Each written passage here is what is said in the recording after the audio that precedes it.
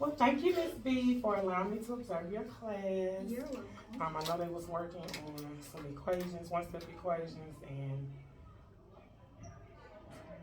um, Kennedy. Yeah. But anyway, so we're looking at just the cultural lens in the classroom and just seeing how we could just seeing if like and Drew is a perfect place because we have a mixed student population.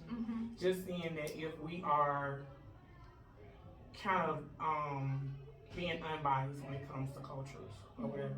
So the few things that I did see is that there are definitely some rituals and routines in your class as far as I know when you need their attention, it's like class, yes, yes. And so that helps with them transitioning from one thing to the next thing in class. The students were working together. I did see anchor charts. Are they using? Yes. Do they refer to them? Yes. Okay. 'Cause I know sometimes you be like, It's right there. like, Yeah. yeah. I'm gonna say this, and you know, in my team, and I just love your positivity. Thank you. Like, maybe like, Miss B, get me. I'm not me. I'm like, okay, well. But the environment in your room is positive. So when we do have those behavior issues, it's like, come on now. Yeah. You got the one who, you know. What I will say when we look at like an environmental, what they call it, an intellectually safe environment where students are actually contributing. Of course, we know we got those who not. Ones we already talked about, who they're just in the classroom. So, what do you think? Some things we can do, and not just for you, but like the team, that we can incorporate things we can do to start those students who are our difficult students who aren't participating in class. What you think, or what have you been trying to incorporate? I would put them like if we're working on a do now and it's like 2-3 minutes left, I would tell them to turn with their partner to discuss what's going on. And then if I have someone who's quiet, their partner will share what they said. And then, you know, just making sure it's a positive response, even if it's wrong. Just encouraging them, thank you for participating, having a healthy struggle. Who else was struggling? Because I don't understand this. I'm struggling.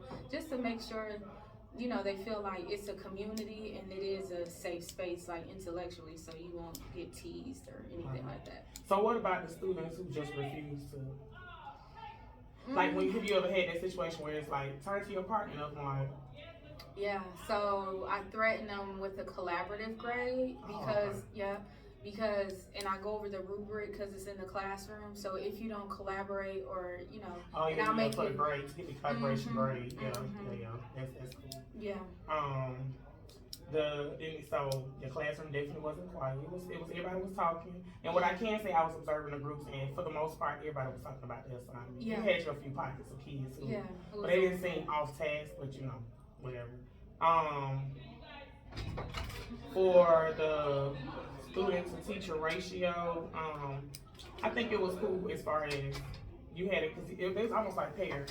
Yeah. I think when I came in, they were like pairs, and so that was good. Do you incorporate music? Yeah. You do. But sometimes, even with the music, if it's like a cool jazz song, a beat, the kids get off topic and they start rapping. I'm like, all right, now we gotta listen to some classical. Yeah. Like, I was gonna ask you, do you do a variety of types of music? Okay, that's cool. Yeah. Once they get too engaged on the music, I gotta shift it. Yeah. That's good. The one thing I saw, do you find yourself intentionally, or do you even think about it, like thinking of the different cultures that's within the classroom when planning your lessons? I do. So definitely, like when lessons are heavy in word problems, so I, put their names in it so they can like self-identify. So like some kids who are from the island, I might put, Maria bought some plantains from, or even the kids whose families are from Russia, things like that, so everybody.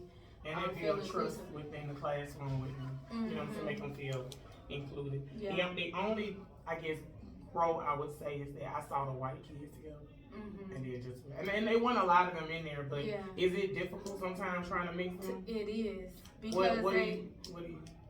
because it's so even like with the Caucasian girls, they want to. It's only a few of them that are going to venture out to the other girls. Yeah.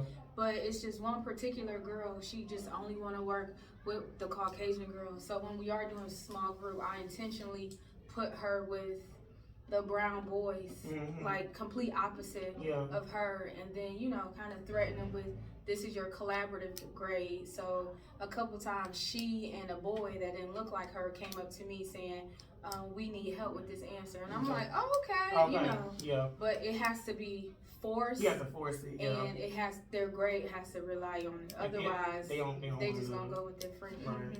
So yeah, I think for 6th grade, I think one of the PLCs we need to talk about it. Like, how can we integrate kids more, making them want to interact with one another? Because like when the class of the 11th grade class, they didn't have an issue with intertwining with each other. It was like everybody. But I see the more and more we get classes, it's a little difficult. Like they're segregated. You know what I'm saying? So we as a team can figure out some ways to unintentionally, not make it intentional, but intentionally, like, hey, we gonna all sit, figure out some ways. But overall, I enjoyed your class.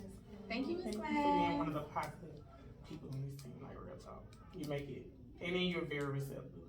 Thank you. Even and you own your, you know what I'm saying? You always like, hey, I did it. So, but it makes it makes it easy as a leader. So I appreciate you being one of the easy ones. Thank you. Thank you.